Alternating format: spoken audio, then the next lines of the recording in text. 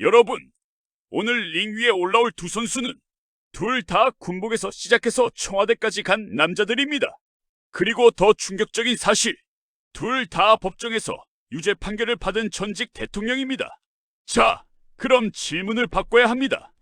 오늘은 누가 착하냐를 묻는 게 아닙니다. 오늘은 누가 더 나았나를 묻는 겁니다. 대한민국의 현대사에서 같은 출발선 같은 군부 권력의 핵심에서 출발했는데 왜 한 명은 비극의 상징으로 다른 한 명은 천안의 대통령이라는 꼬리표로 불릴까요? 이것을 알아보기 이전에 구독과 좋아요 눌러주신 분들에게는 매일 아침을 맞이할 때 마음속으로 진심으로 구독자분들의 건강을 기원하며 하루를 시작할 것을 약속드립니다. 자, 다시 본 경기로 들어가겠습니다. 레드 코너 전두환 12-12 이후 권력의 정점, 그리고 그 사건 5월의 광주. 여기서부터 역사의 온도가 갑자기 내려갑니다. 누군가에겐 분노고, 누군가에겐 트라우마고, 누군가에겐 아직도 끝나지 않은 질문입니다. 블루 코너 노태우, 같은 군부 라인, 같은 권력의 내부자. 그런데 이쪽은 이상하게도 사람들이 같이 떠올리는 장면이 다릅니다. 1987년 거리의 함성, 그리고 629 선언, 직선제를 받겠다.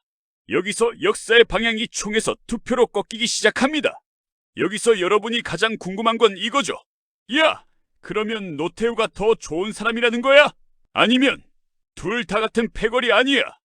누굴 뽑든 뭐가 달라? 좋습니다. 오늘 이 영상은 그 애매함을 일부러 놔두지 않겠습니다. 우리는 링 위에서 판정까지 갑니다. 오늘의 심판 기준은 딱 5개. 권력 획득의 정당성, 민주주의를 뒤로 돌렸는가, 앞으로 밀었는가, 국가 운영 외교 경제 시대 흐름에 끼친 영향, 부패와 책임 법적 판단과 사회적 후폭풍, 그리고 마지막 역사가 남긴 상징. 여기서 중요한 공지 하나. 오늘은 미화도 안 하고 악마화도 안 합니다. 대신 팩트로 때립니다. 당신이 어느 편을 들든 기록 앞에서 흔들릴 수밖에 없게 만들 겁니다. 하지만 여기서 더 잔인한 질문이 있습니다. 전두환 시대의 한국은 강했고 두려웠고 통제됐습니다. 노태우 시대의 한국은 풀리는 듯했지만 완전히 깨끗하진 않았습니다. 그렇다면 우리는 뭘로 판정해야 해요? 국가가 살아남는 게 먼저냐? 민주주의가 살아남는 게 먼저냐? 성장과 안정이냐? 정의와 책임이냐? 자, 이제부터 여러분을 링 위로 끌어올립니다. 1라운드에서 묻겠습니다. 둘은 어떻게 권력을 잡았나? 누가 더 불법이었나가 아니라 누가 더 정치적 책임을 피할 수 없나를 따집니다. 2라운드에서 묻겠습니다. 국민 앞에서 무엇을 했나? 한쪽은 광주라는 단어가 따라붙고 다른 쪽은 629라는 장면이 따라붙습니다. 피와 선언, 어느 쪽이 더 무겁나? 여기서 승부 갈립니다. 3라운드에서 묻겠습니다. 결과가 남긴 유산은 무엇인가? 올림픽, 외교, 국제 이미지. 하지만 동시에 부패, 비자금, 법적 처벌. 둘 다 손에 흙이 묻은 채로 링을 내려왔다는 사실을 숨기지 않습니다. 그리고 마지막 라운드에서 제가 여러분께 딱 한 문장을 던질 겁니다.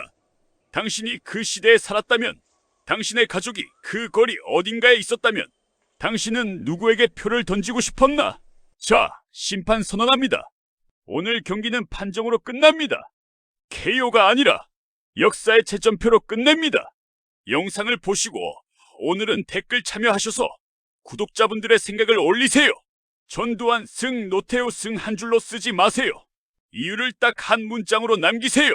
예, 민주주의의 전환이 더 크다. 예, 5-18 책임이 모든 걸 압도한다.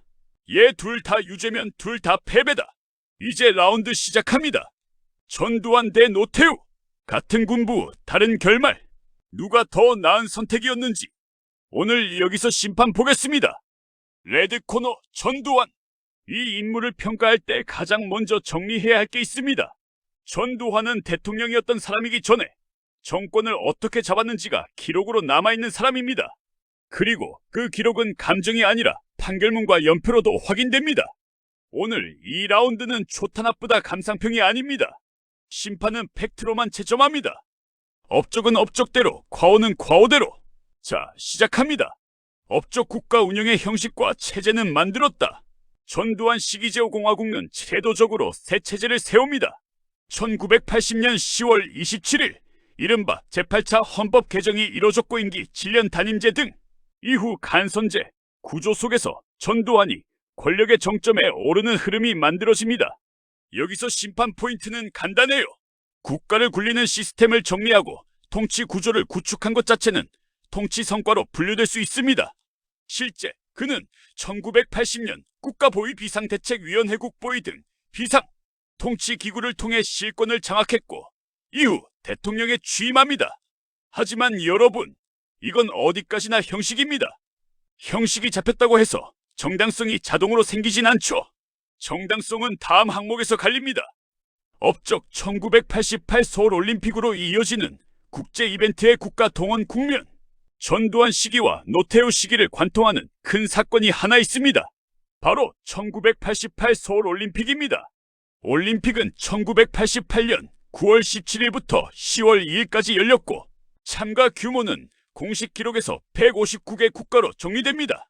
전두환이 올림픽을 개최한 건 아니지만 국가가 장기간 준비해야 하는 국제 행사의 성격상 초기 준비국가 동원 체계가 작동한 시기가 그의 통치 기간과 겹칩니다.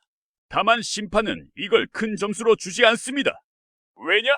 국제 행사 준비는 국가 역량이기도 하지만 동시에 그 시대의 정치적 어둠을 덮는 장치로도 작동할 수 있기 때문입니다. 그리고 전두환의 진짜 평가는 결국 다음 항목 과오에서 결정됩니다. 과오 권력 획득의 불법성 12-12와 5-18 그리고 대법원 확정. 전두환을 심판석에 앉히는 핵심 키워드는 두 개입니다. 12-12 그리고 5-18. 1997년 4월 17일 대법원은 이른바 12-12 군사반란 및 5-18 내란 사건 관련 상고를 기각하는 방식으로 유죄 판단을 확정합니다. 이건 논쟁이 아니라 최소한 사법적으로는 결론이 난 영역이라는 뜻입니다. 그리고 여기서 중요한 판결의 메시지는 이겁니다. 폭력으로 헌정 질서를 무너뜨리고 권력을 장악하는 건 어떤 경우에도 용인될 수 없다. 이 취지의 요지가 여러 자료로 정리됩니다. 심판 언어로 번역하면 레드 코너는 출발부터 감점이 아니라 반칙 경고 상태로 들어온 선수라는 겁니다. 과오 5-18의 인명피해 숫자가 말하는 무게. 이 경기에서 가장 무거운 펀치는 여기서 나옵니다. 1980년 5월 18일부터 27일까지 이어진 518 광주 민주화운동의 인명피해는 자료에 따라 차이가 있지만 한 자료에서는 사망자 166명, 행방불명 54명, 상위 후유증 사망 376명, 부상자 3,139명으로 정리합니다. 그리고 2024년 보도에서도 민간인 사망자 166명에 대한 국가 책임을 인정했다는 취지로 정리된 바가 있습니다. 여기서 제가 일부러 누가 발포명령자냐 같은 미해결 쟁점으로 도망가지 않겠습니다. 심판은 단순하게 보겠습니다. 그 기간에 실제로 사람이 죽었고 숫자, 그 사건이 한국 민주주의의 정통성 논쟁을 결정적으로 바꿔놓았고 역사적 결과, 전두환의 이름은 이 사건과 분리돼 기억되기 어렵습니다. 이건 이미지 관리로 지워지지 않는 영역입니다. 과오 권위주의의 고착 호언 선언이라는 공개 기록. 전두환 시기의 권위주의는 분위기가 아니라 기록으로도 남아있습니다. 대표적 장면이 1987년 4월 13일 호언 선언입니다. 국가기록원 설명은 이 선언을 개헌 논의를 중단하고 1980년 헌법으로 정권 교체를 하겠다는 취지로 정리합니다. 심판 시점에서 이건 매우 상징적입니다. 사회는 민주화로 달려가는데 권력은 룰을 바꾸지 않겠다고 선언한 거예요. 즉, 전두환 정권은 전환을 만든 쪽이라기보다 전환을 막으려 했던 쪽에 더 가깝습니다. 과오 사법적 결론, 무기징역과 추징금 2,205억 원. 마지막은 숫자로 딱 못 받겠습니다. 전두환은 1997년 4월 17일 대법원 확정으로 무기징역형 및 추징금 2,205억 원이 선고된 것으로 정리됩니다. 이 수치는 단순한 돈의 문제가 아닙니다. 국가 최고 권력자가 불법적 권력 장악 내란 혐의 부패라는 프레임에서 법적으로 단죄되었다는 신호입니다. 전두환은 이렇게 정리됩니다. 공체제 운영과 국가 동원 능력을 통해 국가가 굴러가는 형태를 만들었던 시기, 과학 권력 획득 과정의 불법성, 518인명 피해의 무게, 권위주의 고착, 그리고 대법원 확정 유죄와 거액 추징. 그래서 레드 코너는 이 한 문장으로 끝납니다. 운영은 했지만 정당성을 잃었다. 좋습니다. 이제 블루 코너로 넘어갑니다. 노태우는 전환을 열었다는 평가를 받지만 동시에 군부의 연장이라는 꼬리표도 함께 달고 있죠. 다음 라운드에서 같은 기준으로 똑같이 저울에 올려보겠습니다. 좋습니다. 이제 블루 코너 노태우를 올려보겠습니다. 여기서부터가 이 경기의 핵심이에요. 노태우는 단순히 전두환 다음 대통령이 아닙니다. 그가 남긴 건 전환이고 동시에 연장이었습니다. 이 말이 무슨 뜻이냐면 한쪽 손으로는 식선제 문을 열어젖혔고 다른 손으로는 군부 권력의 연장선에 서 있었다는 겁니다.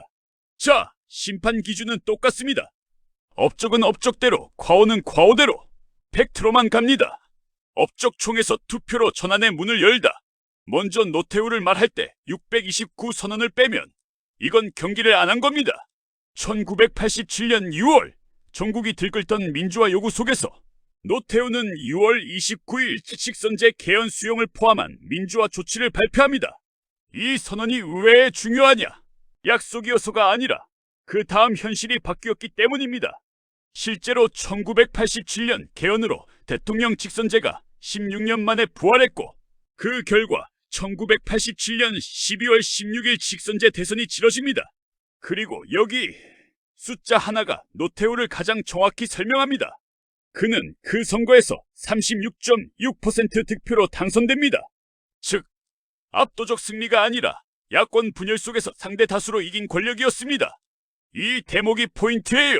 노태우는 민주주의의 완성자가 아니라 민주주의가 굴러가게 만든 시스템 전환의 관문에 더 가깝습니다. 업적 북방 외교로 외교 지형을 바꾸다. 노태우의 또 다른 기록은 외교에서 나옵니다. 바로 북방 외교. 1988년 취임 이후 노태우 정부는 사회주의권과의 관계 개선을 추진하는 흐름을 공식화했고 그 출발점 중 하나가 1988년 77 선언으로 정리됩니다.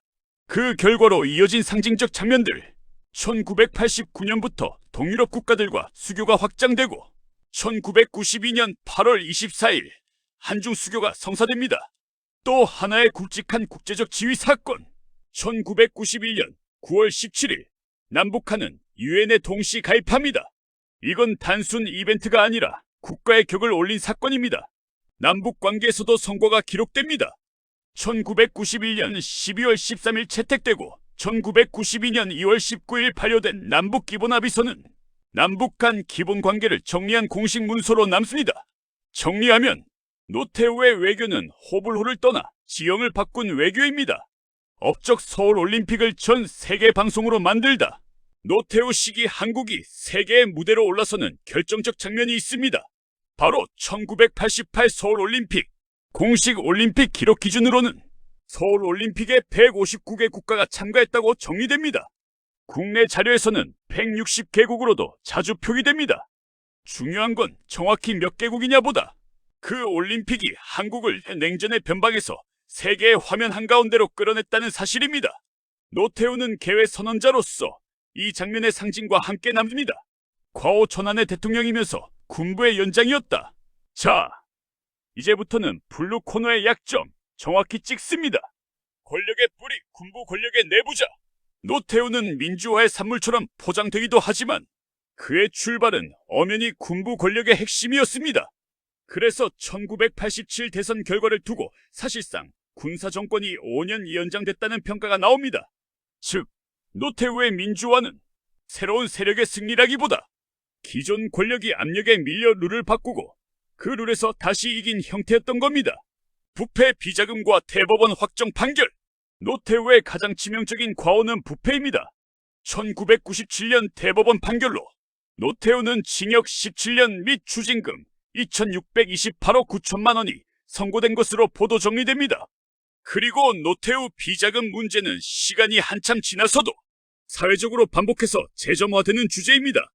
이건 심판 관점에서 아주 명확합니다. 민주화 전환의 상징성이 있어도 국가 최고 권력의 부패는 감점이 아니라 룰 위반입니다. 노태우는 이렇게 정리됩니다. 공직선제 전환의 문을 열고 북방 외교로 외교 지형을 바꾸고 올림픽으로 국가 이미지를 끌어올린 인물. 과학, 군부 권력의 연장선 위에서 출발했고 결국 부패로 법적 단죄를 받은 인물. 그러니까 노태우는 영웅도 아니고 면죄부도 아닙니다. 역사를 전환시킨 사람인 동시에 그 전환을 더럽힌 사람입니다. 자, 이제 다음 마지막 라운드로 갑니다. 전두환의 기록과 노태우의 기록을 같은 저울에 올려서 누가 더 나은 선택이었는지 심판표를 공개하겠습니다. 좋습니다. 이제 토론 박싱의 하이라이트. 레드 코너 전두환, 블루 코너 노태우. 둘 다 군부 권력의 핵심에서 출발했고 둘 다 사법적으로 유죄라는 무거운 공통점이 있습니다. 그렇다면 질문은 이렇게 바뀝니다. 누가 더 깨끗했나? 가 아니라 대한민국이 더 나은 방향으로 가는데 누가 더 기여했나? 오늘 심판은 감정이 아니라 기준으로 판정합니다. 자, 채점 기준은 딱 5개. 권력 획득의 정당성, 민주주의에 끼친 영향 후퇴 대전환, 국가 운영의 결과 외교국가 이미지 시대 변화, 부패와 책임법적 판단 사회적 후폭풍, 역사적 상징 이름이 무엇으로 기억되는가?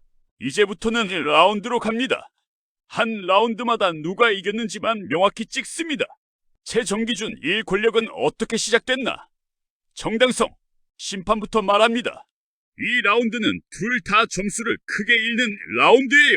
전두환 12-12 이후 권력 장악 과정이 불법적 헌정 질서 파괴 논란과 재판의 중심에 놓였고 그 프레임에서 역사적 책임이 고정됩니다.